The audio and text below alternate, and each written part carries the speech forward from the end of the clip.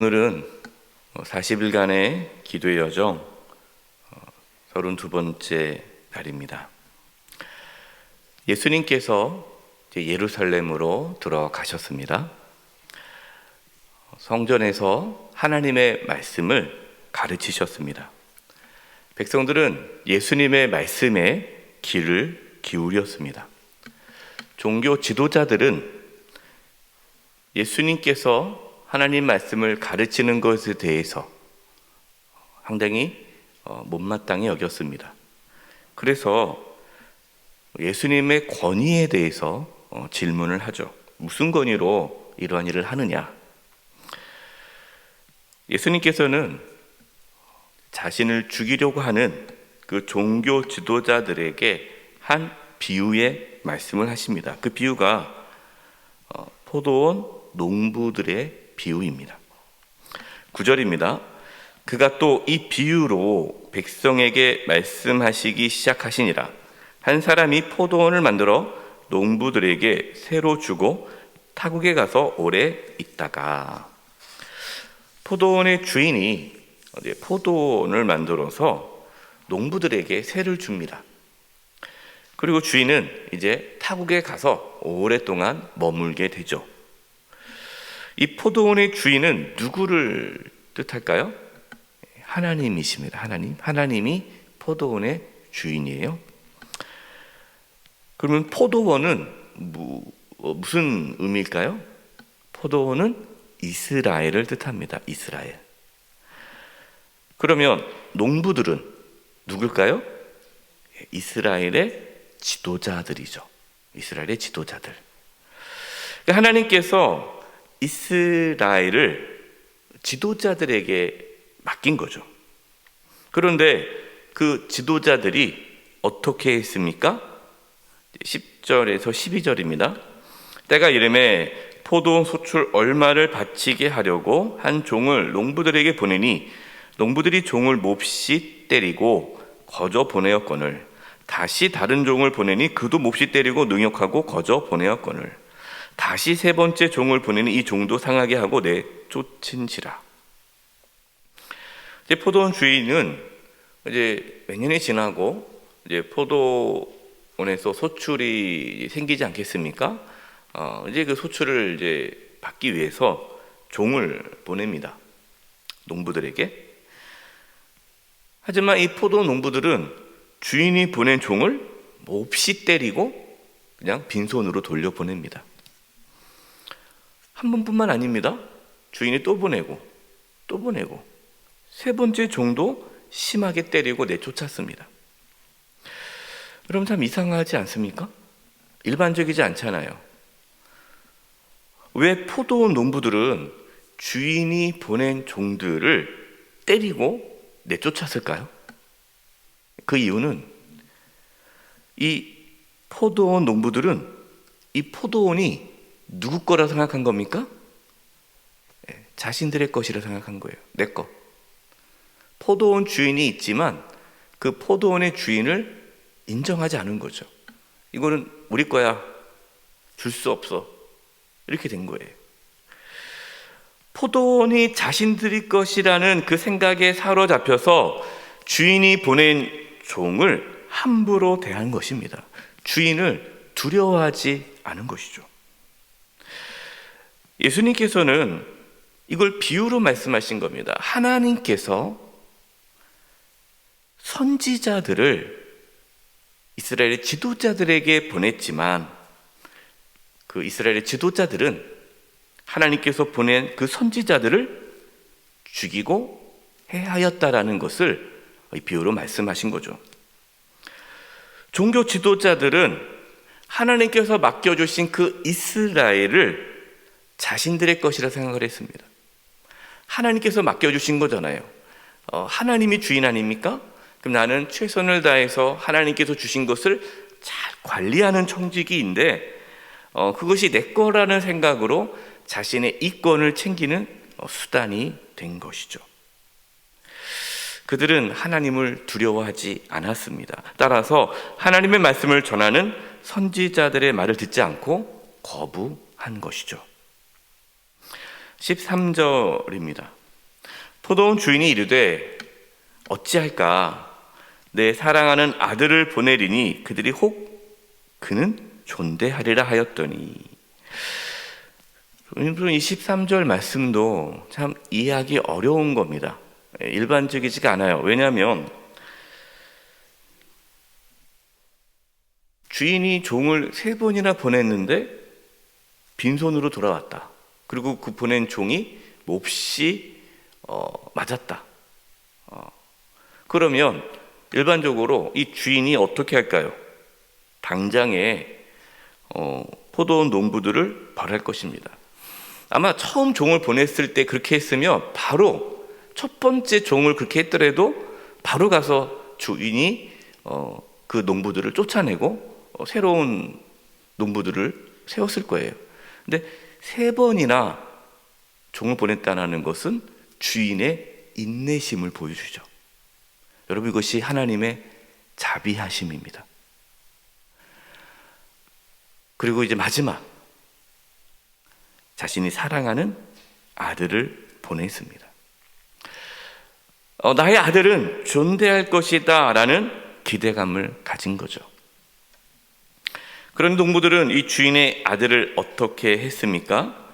14절 15절입니다. 농부들이 그를 보고 서로 의논하여 이르되 이는 상속자 아닌 죽이고 그 유산을 우리의 것으로 만들자 하고 포도원 밖에 내쫓아 죽였느니라. 그런즉 포도원 주인이 이 사람들을 어떻게 하겠느냐. 농부들은 주인이 보낸 아들을 죽였다라는 거예요. 그 이유가 무엇입니까? 주인의 재산을 자신들의 것으로 만들기 위해서 그렇게 한 거예요.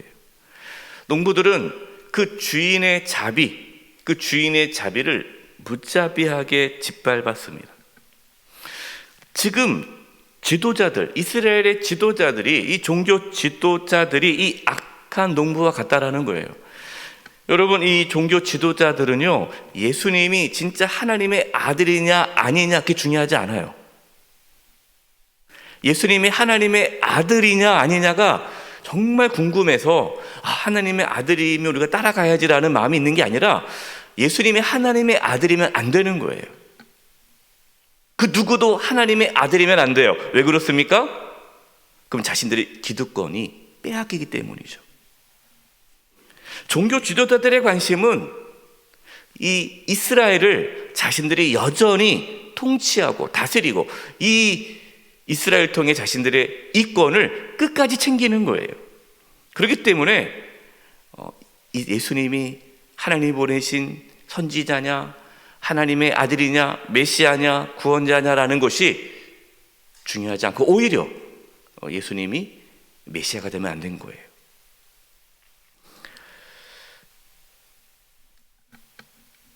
이 비유의 말씀은 비단 예수님 당시의 종교 지도자들에게만 해당되는 말씀은 아닙니다. 혹시 우리도 악한 농부들처럼 하나님이 주인이신데 자신이 주인이라고 착각하면서 살아가고 있지는 않습니까?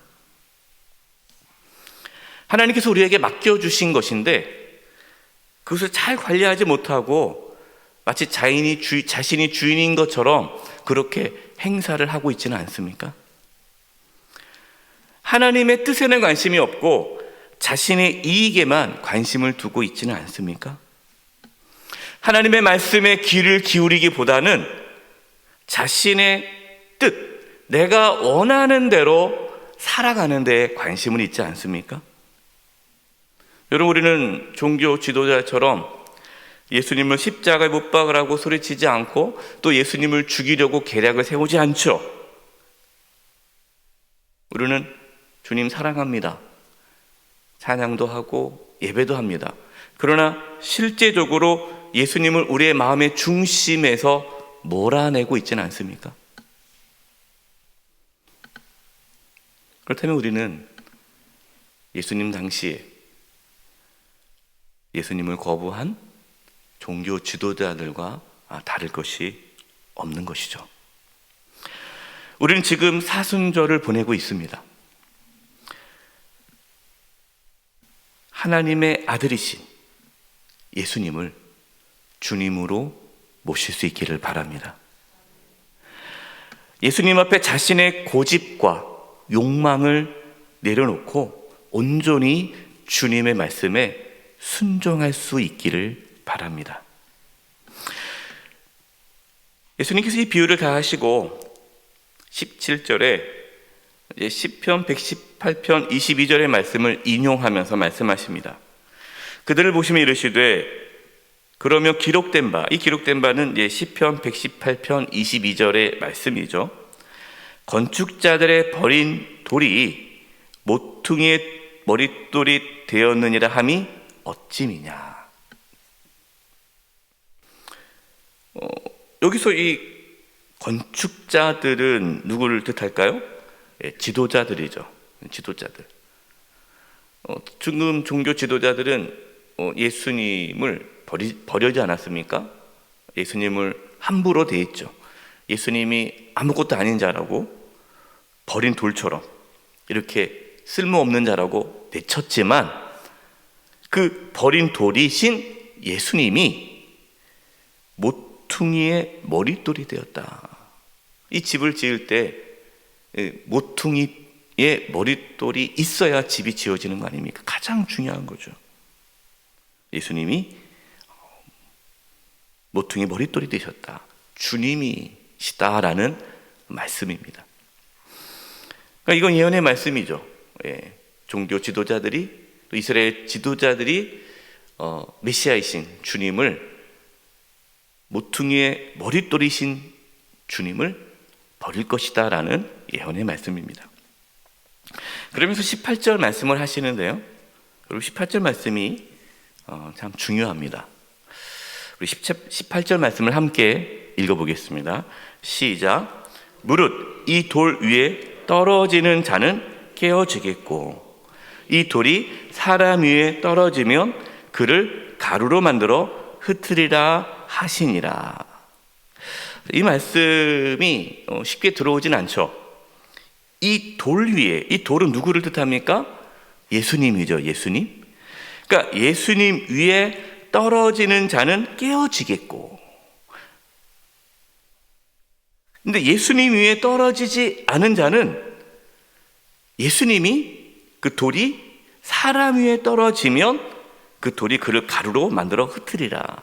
여러분, 이 18절 말씀에는 두 가지의 뜻이 있습니다. 모퉁이의 머릿돌이신 예수님께 나아가는 자는 깨어진다라는 거예요. 깨어진다.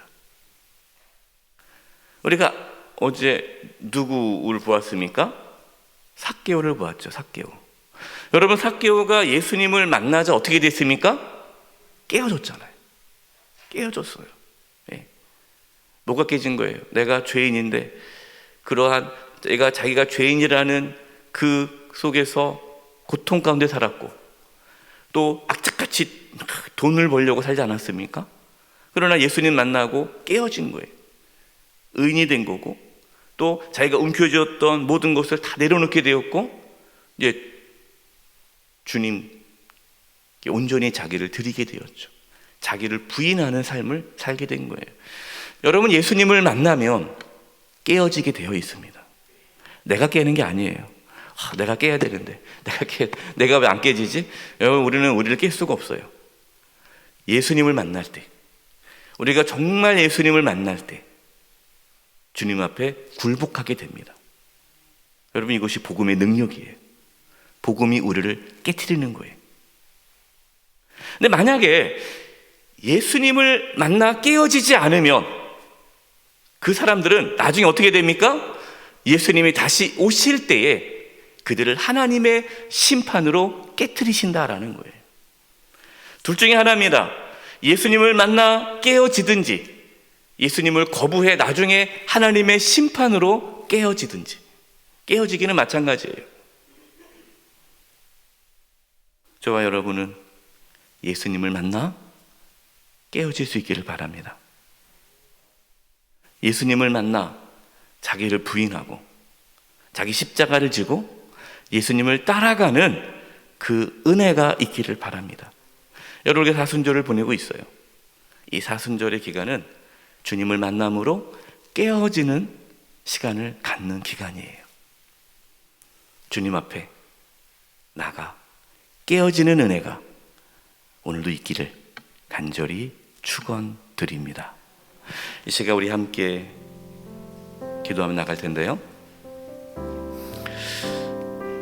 하나님, 오늘 말씀에 이 지도자들이 우리의 모습임을 고백합니다. 예수님을 우리가 거부하지 않게 해주시고, 예수님을 주님으로 모시며 살게 해주시고, 우리가 예수님을 만남으로 깨어지는 삶을 살게 해주시옵소서. 자기를 부인하고 자기 십자가를 지고 예수님을 따라갈 수 있는 그 삶이 우리 가운데 회복되게 해 주시옵소서. 예수님, 나를 깨트려 주시고 나를 새롭게 해주시고 나를 이끌어 주시옵소서. 나를 깨달라고, 나를 깨지게 해달라고 이 시간 주님을 바라보면서 그 깨어짐의 은혜가 있기를 간구하며 기도하며 나가겠습니다. 기도하겠습니다. 하나님 아버지, 예수님을 만남으로 깨어지는 은혜가 있기를 원합니다. 예수님을 만남으로 깨어지는 은혜가 있기를 원합니다. 하나님, 저희들을 깨트려 주시고 새롭게 해주시고 주님을 온전히 바라보며 나아가게 도와주시옵소서. 자기를 부인하고 자기 십자가를 지고 예수님을 따라갈 수 있는 은혜를 허락하여 주시옵소서. 하나님 아버지, 예수님을 거부하거나 밀어내지 않게 해주시고 예수님을 마음의 중심으로 모시게 도와주시고 주님의 말씀에 순종하며 살아갈 수 있는 은혜가 있게 하여 주시옵소서. 이 사순절 기간에 깨어짐의 은혜가 있기를 원합니다. 주님 앞에 굴복하는 은혜가 있기를 원합니다. 주여 역사하여 주시고 우리 안에 주님을 대적하는 그런 악한 마음들이 사라지게 하여 주시옵소서. 하나님 아버지, 저희들에게 깨어짐의 은혜를 허락해 주시옵소서. 주님 앞에 굴복하기를 원합니다. 무릎 꿇기를 원합니다. 예수님의 말씀 앞에 순종하기를 원합니다. 자기를 부인하고 자기 십자가를 지고 예수님을 따라가기를 원합니다. 깨어짐의 은혜를 허락하여 주시옵소서. 예수님의 이름으로 기도드립니다. 아멘.